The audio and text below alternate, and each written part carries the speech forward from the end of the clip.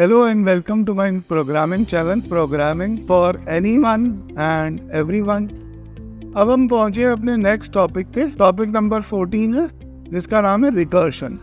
अब recursion normally एक complicated topic समझा जाता है। कई सारे प्रोग्रामर्स इसको ग्रास्प नहीं कर पाते और इसकी जो बेनिफिट्स हैं वो यूज़ नहीं कर पाते। तो रिकर्शन हमने इस वीडियो में बहुत ही सिंपल करके समझाई है। सिंपल एंड फन हमारा मोटो भी है। और सबसे बड़ी बात ये है कि हम आपको इस वीडियो में बहुत ज़्यादा कॉम्प्लिकेटेड स्टफ दिखा के कंफ्यूज नहीं करेंगे। रिकर्शन का कॉन्सेप्ट हमने समझाया है जितना कि आम प्रोग्रामर को पता होना चाहिए, बस उससे ज़्यादा नहीं, उससे कम नहीं।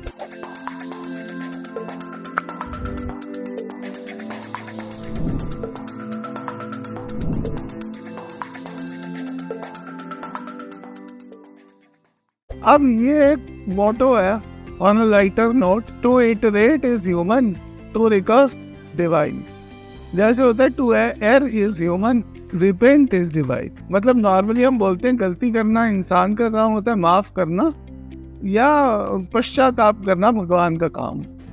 तो ऐसे ही यहाँ पर हम बोल रहे हैं अगर नॉर्मल लूप्स में लिखा है तो लूप को यूज करना ह्यूमन है और रिकर्शन यूज करना डिवाइन। ऐसा कुछ होता नहीं है, ये सिर्फ एक तरीके का जोक है बात को समझाने के लिए।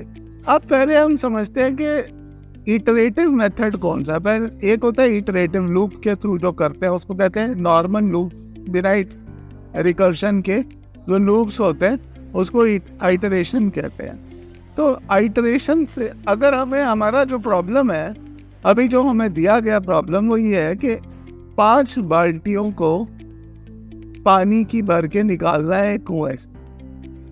5 बाल्टियों को पानी भर के निकालना है कुएं से।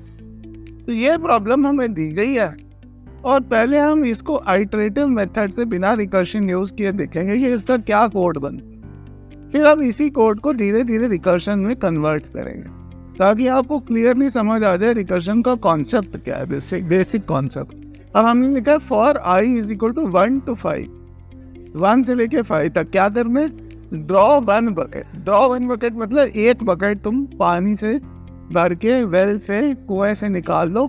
इसका हमारे पास एक फंक्शन है ड्रॉ 1 बकेट। वो क्या करता है, एक बकेट पानी की भर के कुएं से निकालता है। तो हमने उसी एक फंक्शन को 5 बार चला दिया for i is equal to 1 to 5 तक। तो ये आइटरेटिव मेथड है। अब अगला देखो, रिकर्शन वाला मेथड दिखाएंगे इसी काम को करने का। और हमने इसके लिए एक स्ट्रैटेजी बनाई है कि हम बहुत सारे क्लोन्स बना लेंगे अपने और हम पहले एक बाल्टी निकालेंगे पानी की, फिर क्लोन को बोलेंगे कि भाई अब बाकी की तू निकाल। फिर क्लोन क्या करेगा, क्लोन अगले क्लोन को बोलेगा कि मैंने एक बाल्टी और निकाल दी, अब तू वैसे ही देख के बाकी की निकाल। फिर वो अगला क्लोन और अगले क्लोन को बोलेगा, एक बाल्टी निकाल देगा और बोलेगा कि क्लोन भाई तू अब ऐसे ही बाकी की निकाल। तो हमने एक फिल बकेट्स के नाम से एक फंक्शन ले लिया है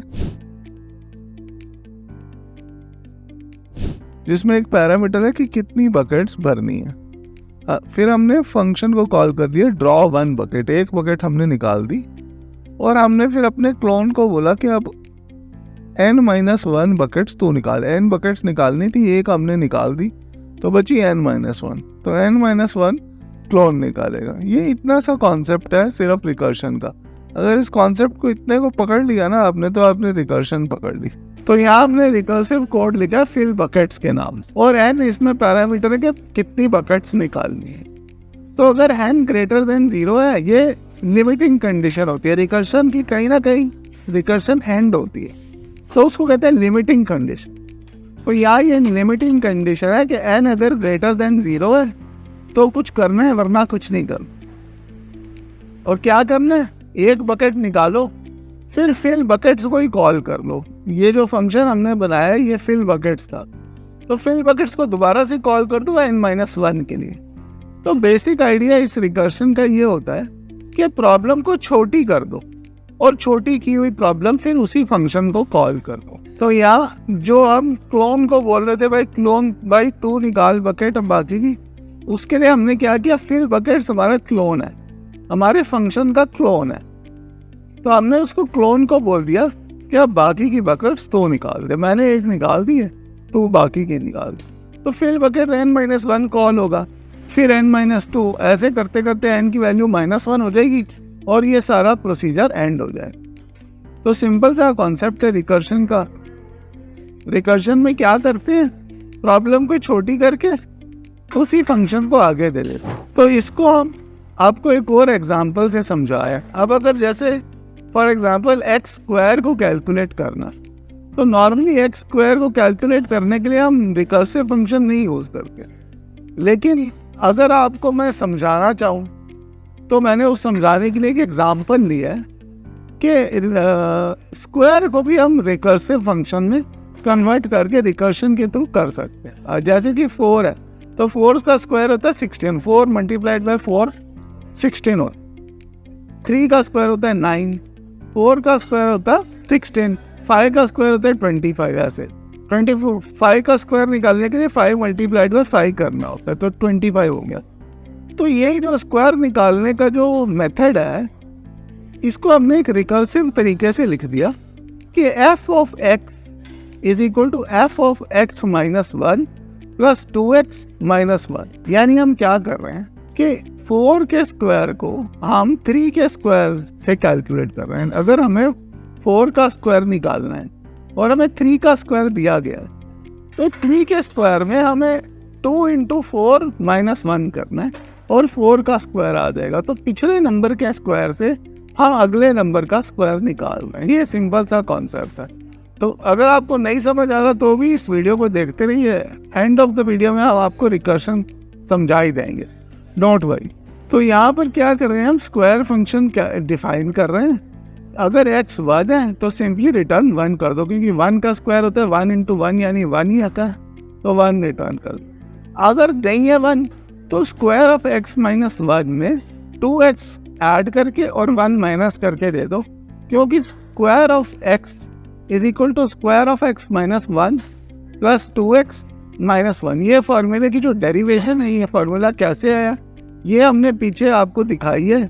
अगर आपको समझ आ रही है मैथ्स, अगर आपने अच्छे से पढ़ी है तो आपको क्लियर हो जाएगी है कि कैसे हमने निकाला है। पर अगर नहीं भी क्लियर हुआ कोई बात नहीं, हम रिकर्शन समझा रहे हैं तो रिकर्शन आपको समझ में आ जाएगी। तो यहाँ हमने एक इनपुट ले लिया नंबर और उसका स्क्वायर प्रिंट कर रहे हैं, सिंपल सा कॉन्सेप्ट। स्क्वायर फंक्शन को हमने रिकर्सिव फॉर्म में लिख दिया। अब रिकर्शन में ना एक स्टैक होती है, उसको रिकर्शन की स्टैक बोलते हैं। यहाँ हमें नॉर्मली हमें स्टैक को से डेटा स्ट्रक्चर पे डिफाइन करनी पड़ती है, लेकिन रिकर्शन में हमें स्टैक फ्री में मिलती है, हम उसको यूज कर सकते हैं पर हमें डिफाइन नहीं करनी। तो यहाँ पर स्क्वायर ऑफ 4 कैलकुलेट करना, ठीक है। जो पहले हमने फंक्शन लिखा था स्क्वायर कैलकुलेट करने का, वो उसमें हमने उसको कॉल किया और उसमें 4 पैरामीटर दे दिया कि 4 के स्क्वायर को कॉल कैलकुलेट करो। तो 4 के स्क्वायर को कैलकुलेट करने के लिए ये क्या फॉर्मूला यूज करता है, square of 3 plus 2 into 4 minus 1। 4 के स्क्वायर को कैलकुलेट करने के लिए वो पहले 3 का स्क्वायर कैलकुलेट कर 3 का स्क्वायर कैलकुलेट करके उसमें 8 ऐड करके 1 माइनस कर देगा, तो 4 का स्क्वायर आ जाएगा। तो 3 का स्क्वायर कैसे कैलकुलेट होगा, फिर अगेन रिकर्सिवली फिर से होगा, स्क्वायर ऑफ 2 से कैलकुलेट हो। तो square of 2 plus 2 into 3 minus 1, ये स्क्वायर ऑफ 3 आ। तो स्क्वायर ऑफ 2 कैसे कैलकुलेट होगा, वैसे ही square of 1 plus 2 into 2 minus 1। तो क्या हो रहा है, ये एक स्टैक सी बनती जा रही है। अगर आपने इनफिक्स और पोस्टफिक्स वाला वीडियो हमारा देखा है कि उसमें स्टैक आपने देखी होगी, या डेटा स्ट्रक्चर्स में जो वीडियो था उसमें भी स्टैक हमने कवर करी थी। तो यहाँ पर पहले स्क्वायर ऑफ 4 कैलकुलेट करना था, उसके लिए वो उसने एक फार्मूला बनाया कि स्क्वायर ऑफ 4 को कैलकुलेट करने के लिए पहले मुझे स्क्वायर ऑफ 3 कैलकुलेट करना पड़ेगा, फिर उसमें 8 माइनस 1 करूँगा तो स्क्वायर ऑफ 4 आ जाएगा। फिर स्क्वायर ऑफ 3 कैलकुलेट करने के लिए उसने देखा कि मुझे स्क्वायर ऑफ 2 कैलकुलेट करना पड़ेगा। स्क्वायर ऑफ 2 में 6 ऐड करके 1 माइनस करूंगा तो स्क्वायर ऑफ 3 आ जाएगा। स्क्वायर ऑफ 2 कैलकुलेट करने के लिए वो स्क्वायर ऑफ 1 कैलकुलेट करेगा। स्क्वायर ऑफ 1 कैलकुलेट करना इजी है, क्योंकि हमने लिखा हुआ स्क्वायर ऑफ 1 इज 1, तो वो 1 हो गया, तो उसने कर दिया। अब स्क्वायर ऑफ 2 उसके पास आ गया। स्क्वायर ऑफ 2 क्या है, 1 प्लस 2 इंटू 2 माइनस 1, तो आ गया 4। तो स्क्वायर ऑफ 2 क्या है 4। अब उसको स्क्वायर ऑफ 2 मिल गया तो उसने अब स्क्वायर ऑफ 3 कैलकुलेट करने के लिए स्क्वायर ऑफ 2 की वैल्यू उसके पास आ गई, तो स्क्वायर ऑफ 2 उसने वहां लगा दिया 4 + 2 × 3 - 1 यानी 9। फिर अब स्क्वायर ऑफ 3 भी कैलकुलेट हो गया, तो उसके पास स्क्वायर ऑफ 4 कैलकुलेट करने के लिए जो भी उसको चाहिए था वो सब उसके पास आ गया। उसको स्क्वायर ऑफ 3 में 8 - 1 करना था, +8 - 1, तो स्क्वायर ऑफ 3 अब उसके पास आ चुका है 9, तो वो कैलकुलेट कर लेगा तो स्क्वायर ऑफ 4 = 16। तो पहले ये ऊपर की तरफ बढ़ रहा है, फिर आंसर को नीचे की तरफ डाल रहा है, तो कैलकुलेट होता जा रहा है। यहाँ पर हमें GCD कैलकुलेट करना है एक लिस्ट ऑफ नंबर्स का। तो हमें एक फंक्शन बनाया है हमने GCD ऑफ लिस्ट, और एक दूसरा फंक्शन बनाया है GCD of 2 numbers. GCD of 2 numbers में हम 2 ही नंबर लेते हैं, A और B, और GCD ऑफ लिस्ट में इनपुट पैरामीटर्स में हम नंबर्स की एक एरे लेते हैं और n लेते हैं कि कितने नंबर। तो पहले हम GCD ऑफ 2 नंबर्स को समझते हैं। इसमें हमने क्या किया है, अगर b = 0 है तो सिंपली a रिटर्न कर दो, क्योंकि b अगर 0 है तो a और b का GCD होगा a, और अगर b 0 नहीं है तो GCD ऑफ 2 नंबर्स को हमने फिर से कॉल कर लिया, वही GCD कैलकुलेट करना है, लेकिन नंबर्स पहले से छोटे हैं, तो हमने बोला था रिकर्शन में छोटी करके प्रॉब्लम को उसी को कॉल कर लेते हैं। तो नंबर्स क्या है, b और a%b, यानी a को b से डिवाइड करके जो रिमाइंडर आया वो। तो ये GCD का फॉर्मूला होता है कि a और b दो नंबर्स का GCD इक्वल होता है b और a%b के। तो दो नंबर्स को GCD निकालना था, हमने क्या किया, प्रॉब्लम को छोटा करके GCD ऑफ 2 नंबर्स को कॉल कर दिया। करते करते अल्टीमेटली b 0 हो जाएगा और वो GCD से रिटर्न होता आ जाएगा। तो GCD ऑफ 2 नंबर्स वाला जो रिकर्सिव फंक्शन है वो आई होप कि अब आपको क्लियर हो गया। अब हम आगे चलते हैं, थोड़ा कॉम्प्लिकेटेड कॉन्सेप्ट है GCD ऑफ लिस्ट। अगर 2 नंबर्स थे तो हमने निकाल लिया कि भाई छोटा करो और निकाल लो, लेकिन अगर एक से ज्यादा नंबर हैं तो क्या करना है ना, अब 0 से लेके n तक हमारे पास नंबर्स हैं जिनका GCD हमें ढूंढना है। तो इसको हमें है तो ये लिस्ट ही ना, इसको छोटी लिस्ट में कन्वर्ट कर सकते हैं। कैसे, 0 से लेके n-1 तक और लास्ट जो एक नंबर बचा वो, 2 छोटी लिस्ट हो गई।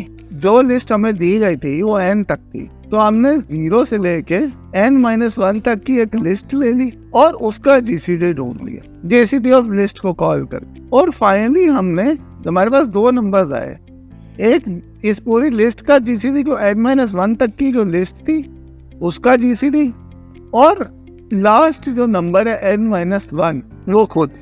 तो हमने GCD ऑफ 2 नंबर्स में कॉल कर दिया GCD ऑफ लिस्ट और छोटी करके लिस्ट उसको दे दी, और दूसरा जो था, दूसरा पैरामीटर जो b पैरामीटर है GCD ऑफ 2 नंबर्स का जो b वाला है, उसमें लास्ट नंबर पास कर दिया। अब 2 ही नंबर की लिस्ट, 2 ही नंबर का GCD हमें निकालना है। एक जो लिस्ट में से पूरी n-1 तक की जो लिस्ट थी उसका GCD, और लास्ट जो एक बचा उसका GCD। दोनों नंबर्स का हमें GCD निकालना है। तो GCD ऑफ 2 नंबर्स हमने कॉल किया, जिसमें हमने GCD ऑफ लिस्ट पास कर दिया n-1 तक की लिस्ट और नंबर्स n-1। तो ये थोड़ा सा कॉम्प्लिकेटेड कॉन्सेप्ट है, इसको 2 बार समझें, यहाँ थोड़ा ब्रेक लें और फिर आगे बढ़ें। तो नंबर्स हमने रीड कर लिए, स्पेस सेपरेटेड नंबर्स, उसके बाद हमने GCD निकाल लिया और प्रिंट कर दिया। तो नीचे वाला पार्ट तो सिंपल ही है, लेकिन जो कॉम्प्लिकेटेड पार्ट है वो GCD ऑफ 2 नंबर्स और GCD ऑफ लिस्ट है। तो वो एक बार फिर से मैं आपसे समझाता हूँ, थोड़ा सा क्लैरिफाई करने। अब GCD ऑफ 2 नंबर्स तो इजी है, a और b अगर नंबर है तो a और b को छोटा कर दो, b और a%b, और ये GCD ऑफ 2 नंबर्स में फिर से पास कर दो, तो आपकी आ जाएगी 2 नंबर की GCD कैलकुलेट करके। वो तो मुश्किल हुई। अब GCD ऑफ लिस्ट में क्या कर रहा है, हमें n नंबर्स की लिस्ट एक दी गई है, तो पहले नंबर से लेके n-1 तक का जो नंबर है, इस पूरी लिस्ट का GCD निकाल लो GCD ऑफ लिस्ट फंक्शन को यूज कर। अब ये जो GCD आया इसका और लास्ट नंबर का GCD निकाल लो, GCD ऑफ 2 नंबर्स को यूज कर, तो GCD निकल आएगा पूरी लिस्ट का। तो यही हमने किया। जहाँ आपको समझ नहीं है वहाँ आप कमेंट डाल दीजिए और मैं और वीडियो बना के उसको क्लैरिफाई करने की कोशिश करूंगा या आपके कमेंट को आंसर दूंगा। हमें अब 3 नंबर्स का GCD निकालना है, 3, 9 और 27। इसको थोड़ा सिंपल करके ऐसे समझते हैं कि GCD ऑफ लिस्ट को पहले कॉल करेंगे 3 नंबर्स के साथ, क्योंकि 3 नंबर्स हैं तो सेकेंड पैरामीटर 3 कर दिया और 3, 9 और 27 की लिस्ट को हमने पास कर दी। ये आगे कैलकुलेट करने के लिए GCD 2 नंबर्स कॉल करेगा और इसमें 2 पैरामीटर्स जाएंगे। एक पैरामीटर होगा GCD ऑफ लिस्ट, लेकिन इसमें लिस्ट छोटी कर दी गई है, 3, 9 2 ही नंबर्स हैं। और अब किस किस 2 नंबर्स का GCD निकल रहा है GCD ऑफ 2 नंबर्स में, एक तो 3 और 9 का जो GCD है उसका और 27। अब फाइनली 3 और 9 का GCD कैलकुलेट हो गया 3। अब GCD ऑफ 2 नंबर में 2 नंबर्स आ गए 3 और 27, तो दोनों का GCD है 3। इसको ऐसा समझ सकते हैं थोड़ा इजी कर। हम जैसे जैसे आगे बढ़ रहे हैं हमारे टॉपिक थोड़े कॉम्प्लिकेटेड ज़रूर होते जा रहे हैं, पर ये अंडरस्टैंडिंग को हम सिंपल और फन बना के आपको समझा रहे हैं। आई एम होपिंग कि आपको क्लियर हो रही है। हमने बड़ी मेहनत करी है, लेकिन थोड़ी सी मेहनत आपको भी इस कॉन्सेप्ट्स को समझने के लिए करनी पड़ेगी। अब यहाँ पर क्या होता है कि फेलियर कोई ऑप्शन नहीं होता हमारे। फेलियर तो विंडोज़ के साथ बिल्ट इन आता है, यानी विंडोज़ लिए तो फेलियर होगा ही होगा। हम कहते हैं ना failure is not an option. तो हमें विंडोज़ की तरह नहीं बनना, हमें फेल नहीं होना और हमें रिकर्शन अच्छे से समझनी। तो कुछ पार्ट को मैंने आपको समझा दिया, अगर क्लियर नहीं हुआ तो एक बार वीडियो को और देखिए। अब हम स्ट्रिंग्स की परम्यूटेशन को एज अ प्रॉब्लम लेंगे और इसको भी रिकर्शन से सॉल्व करेंगे। तो हमें देख गई है कि ABC एक स्ट्रिंग हमें दिया गया, कोई भी स्ट्रिंग हो सकता है, उसको परम्यूटेशन बनानी है हमको, यानी परम्यूटेशन यानी अलग अलग ऑर्डर में किस किस ऑर्डर में हम उसको ABC को लिख सकते हैं। तो ABC को हम ABC भी लिख सकते हैं, ACB भी लिख सकते हैं, CBA भी लिख सकते हैं, BAC भी लिख सकते हैं। ऐसे जितनी भी परम्यूटेशन कॉम्बिनेशन हो वो सारी हमें प्रिंट करनी है। हमें जो भी स्ट्रिंग दिया गया उसको उसकी अलग अलग परम्यूटेशन हमें प्रिंट करनी है, यानी अलग अलग ऑर्डर में उस स्ट्रिंग के कितने ऑर्डर्स बन सकते हैं वो हमें प्रिंट करना।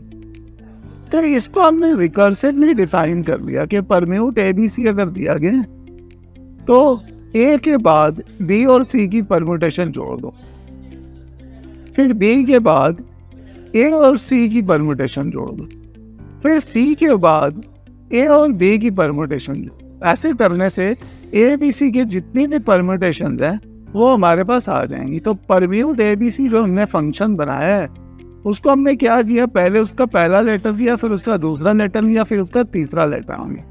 लेटर लेने के बाद जो स्ट्रिंग बचा उसको हमने दोबारा से परम्यूट कर दिया और A के बाद परम्यूट BC कर दिया, B के बाद परम्यूट AC कर दिया और C के बाद परम्यूट AB कर दिया।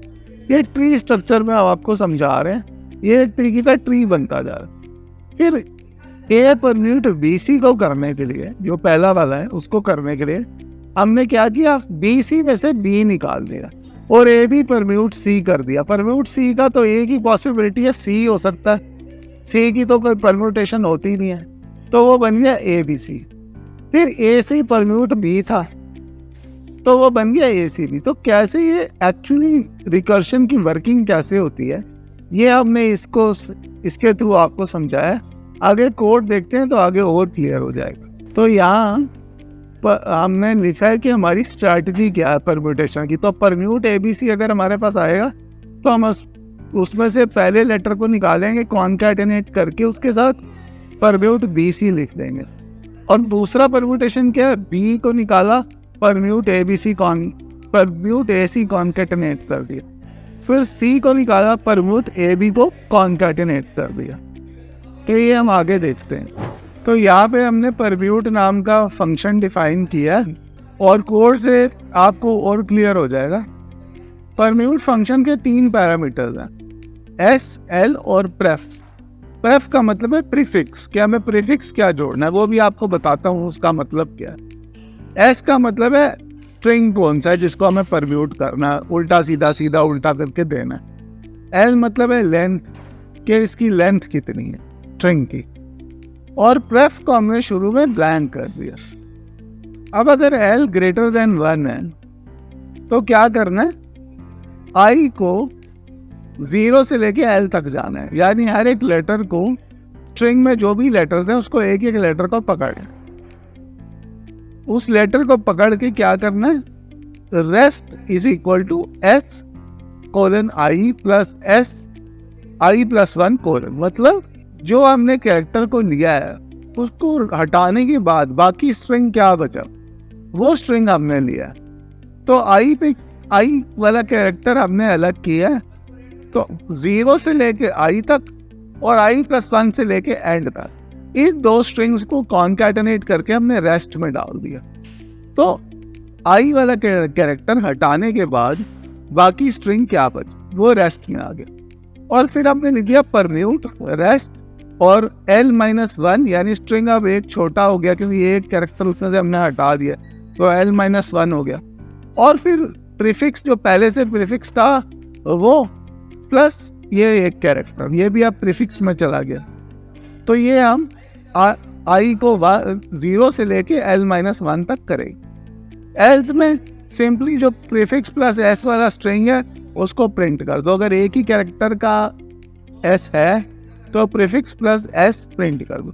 अब देखो इतना छोटा कोड है और इतनी तगड़ी पावरफुल लॉजिक है, ये सिर्फ रिकर्शन में ही हो सकता है। हमने डेटा स्ट्रक्चर भी कुछ नहीं लिया क्योंकि रिकर्शन में हमें स्टैक फ्री में मिलती है, तो इतने छोटे से कोड से हम इतना पावरफुल रिकर्सिव फंक्शन डिफाइन कर सकते। ये थोड़ा सा कॉम्प्लिकेटेड कॉन्सेप्ट जरूर है, पर अगर आप प्रैक्टिस करेंगे, पेपर पेन लेके लिख के देखेंगे, ड्राई रन वाला कॉन्सेप्ट अपने डिबगिंग के टाइम पे आपको ड्राई रन वाला कॉन्सेप्ट समझाया था, अगर आप इसकी ड्राई रन करके देखेंगे तो आपको बिल्कुल क्लियरली समझ आ जाएगा।